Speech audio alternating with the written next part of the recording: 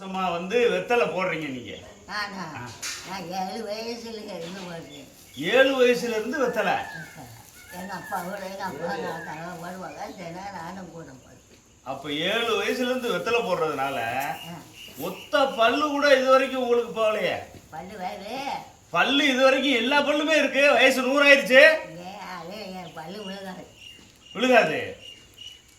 நடை எல்லாம் கால் வலியெல்லாம் எதுவுமே இருக்கா? கால் வலிக்குதா இல்லையா? கால் வலி இல்லை.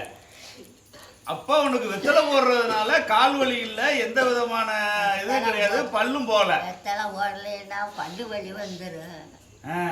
என்ன இல்லை, வெத்தலை தான் நீனே 7 வயசுல போட்டிருக்கீல்ல? கண்ணு தெரியாது.